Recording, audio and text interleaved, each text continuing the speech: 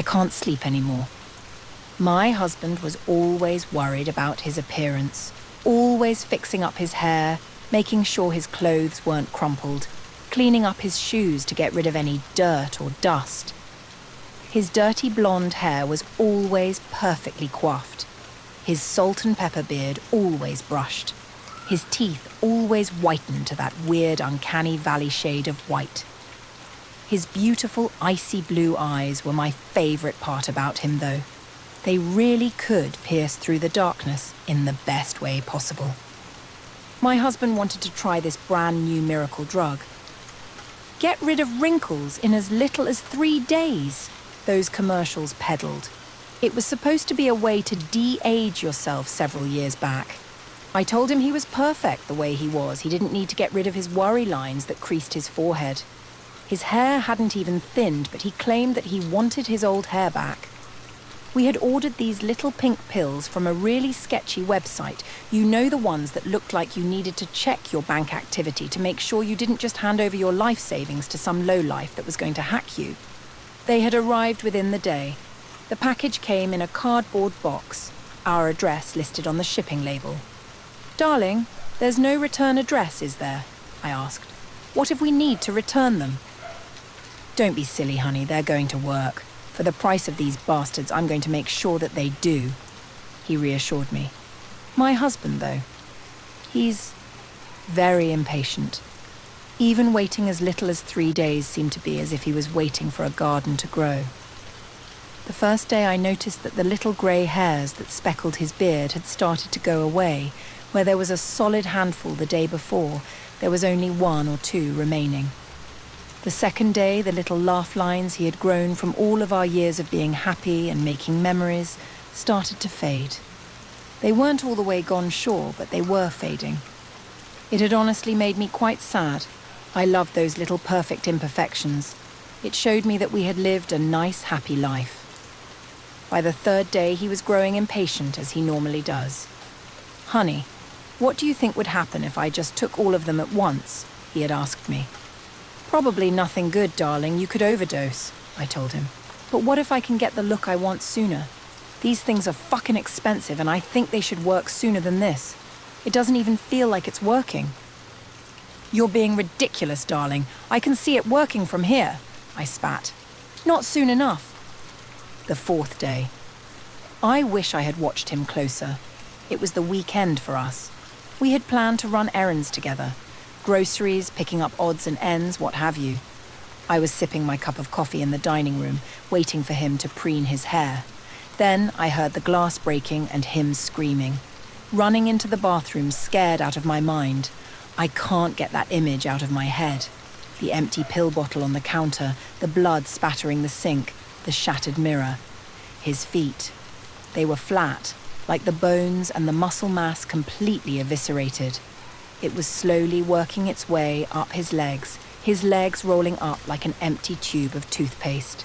His screaming reaching new heights. I tried to grab him. I tried to calm him, but my eyes weren't working, were they? There was no way I was seeing his kneecaps fold in on themselves, the little discs snapping and crumbling to dust.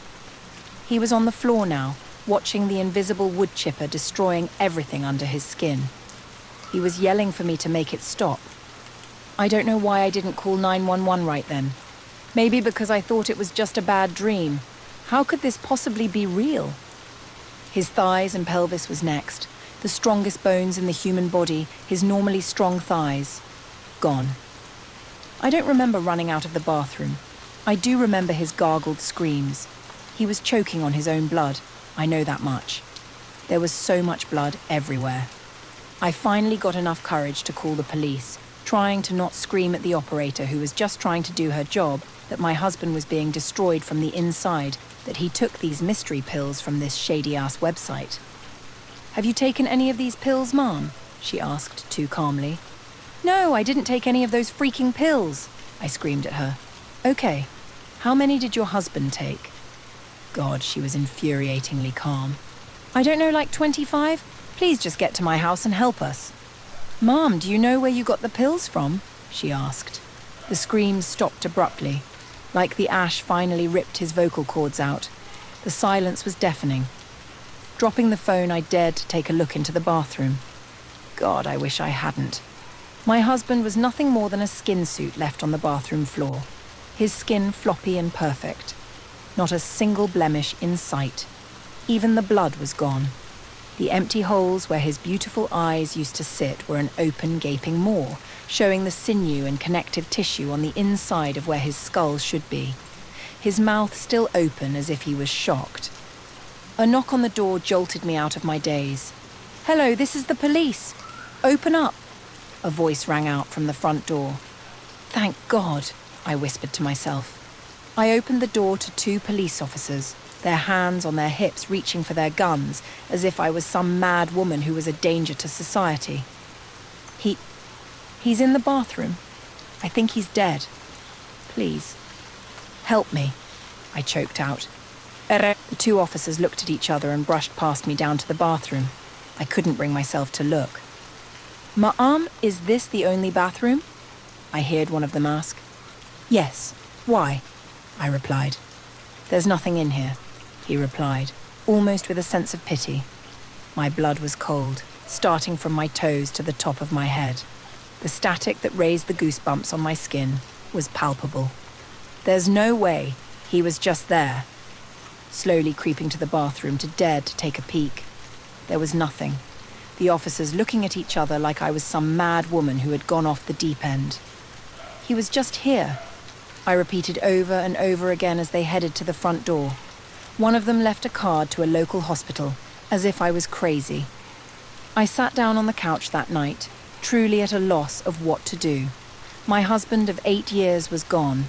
Nothing was left of him other than this stupid unmarked orange pill bottle. I found out where he went, though. His skin suit was looking at me from the bedroom, his face and empty sockets peeking around the corner like a sick game of peekaboo. I can't even pretend to be brave enough to go down there. But he's just there, as still as a picture. He's still there, actually, as I'm writing this. His papery thin hand is grasping at the door frame, but there's no shape to it. It's just resting floppily on the wood, like a curtain drawn for the final act. It's midnight now, and I don't know what to do. I can't sleep, not with his skin suit looking at me from down the hall. I almost don't want to, for fear that he won't be there when I wake.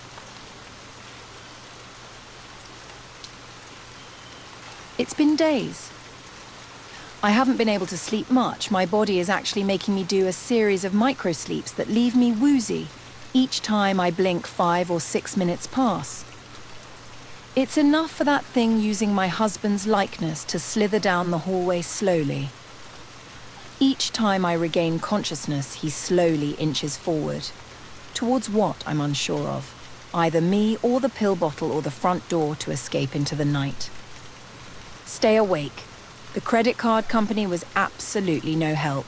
The representative I got on the line told me there was absolutely no record of any online purchase of any type of medication. I cried in frustration at her, telling her it wasn't possible that he had put a sizable charge on that card and there had to be something. We went in circles for a few minutes before she got snippy with me, saying that she was going to disconnect the call if I had no further questions. Stay awake. Of course I had questions. Where in the hell did this demonic pill come from? I can't remember the name of it either now. The lack of sleep has ruined my thought process. Another blink has left me in the dark for too long. There's something on my foot. Wake up, wake up, wake up!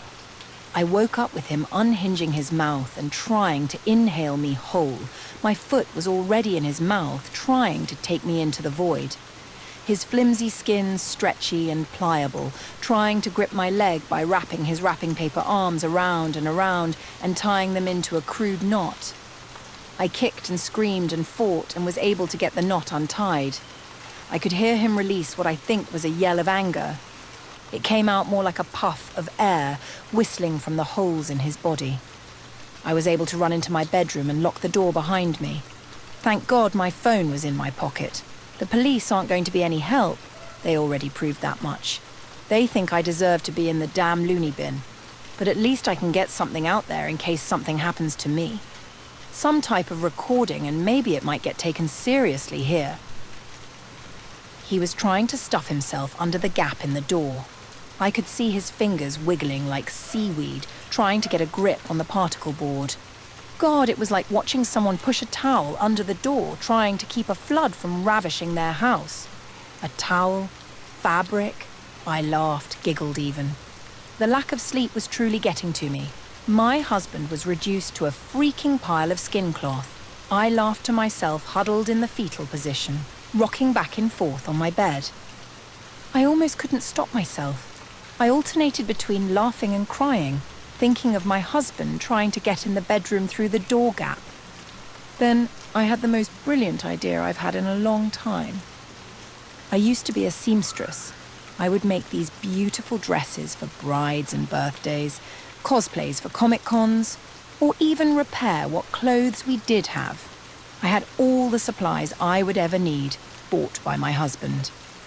Ripping the door open, I leapt over the remains of my husband, accidentally stepping on what I think was his shins. I could feel the skin between my toes acting like jello. Rushing down the stairs, I made it to my sewing room. There in the corner was my saving grace. It was perfect. I cried with relief knowing that it didn't get lost in the move. I waited and waited, nodding off sometimes. Stay awake. It took him a lot longer than I had hoped for him to make his way down the stairs. But that's okay. I would have him back soon enough. He reached the door frame, bow-legged from the weight of the skin suit, trying to stay upright.